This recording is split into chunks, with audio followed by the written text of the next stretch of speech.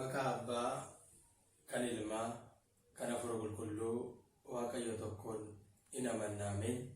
Kabajamtoonni maatiiwwan Waaqayyoo oolmaasaa isan dabarreen kan isin waame, kabajamu cummaatiin kan isin guddise ijoolleewwan Waaqayyoo marti. Biyya keessas biyya alaas kan jirtan nagaa Waaqayyoo akkam jirtu. Galata Waaqayyoo, ani obboleessi keessan Faarfataan Daaqoon Tamasgeen Kumarraa nagaa koodha. Yaadota hedduu isiniif akkuma ibsuuf yaale yeroo ammaa kana wantoonni yuutuubii fi teelegiraamii fi feesbuukii irratti ta'aa jiran yeroo baay'ee waan diraamaa wayii namatti fakkaachuu danda'u, soba namatti fakkaachuu danda'u. Garuu dhugaatti akkuma cubbamtoonniif qulqulloonni jiran, akkuma beektonniif wallaaltonni jiran, akkuma cimaaf jabaan jiru, jechi dhugaaf jechi sobaa, yaadi dhugaaf yaadi sobaan akka jiru hubachuu qabdu maatiiwwan Waaqayyoo. Ortodoksii tawaahidoo keessa kan jiru yeroo hundumaa namni inni shakkama. Garuu haa shakkamu, rakkoo iyyuu hin qabu. Garuu isa qulqullummaatiin hojjechaa jiru garuu hubachuun dirqamadha jechuudha. Waaqayyo oolmaasaa isa guddaa sana qulqullummaan akka hubannu nu gargaaru. Wantoonni yeroo ammaa kana anaaf obboleessi koo Faarfataa Barsiisaa Daaqoon Nugusaa akkasuma Faarfataa Seenessaan hojjechaa jirru dhugaadhaan soba isinitti fakkaachuu danda'a.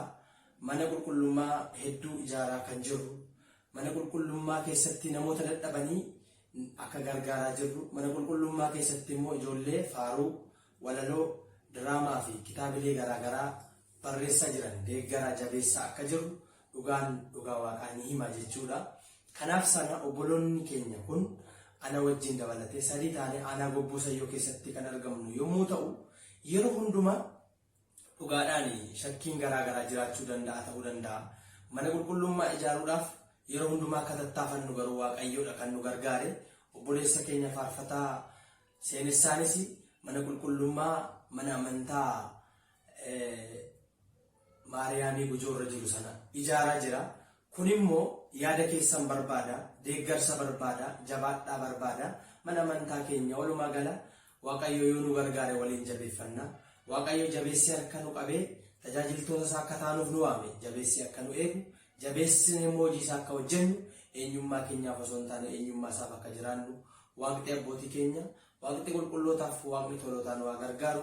Gama kanaan wantoonni amma dhufuuf jiran lallabni garaagaraan, kitaabileen garaagaraa fi akkasuma faaruu akkuma kana obboleessi keenya Faarfataa Seenessaan meeshaa kiraaraatiin tajaajila bal'aa jalqabee jira.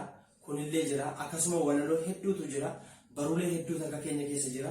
Jabaattanii unuun wallaalotaaf dadhaboota keessan kan ta'an isin tajaajiluuf immoo kan kaane akka nu jabeessattaniif akka wal qabannee maqaa Waaqayyoo ibsinu Waaqayyo nu gargaaru.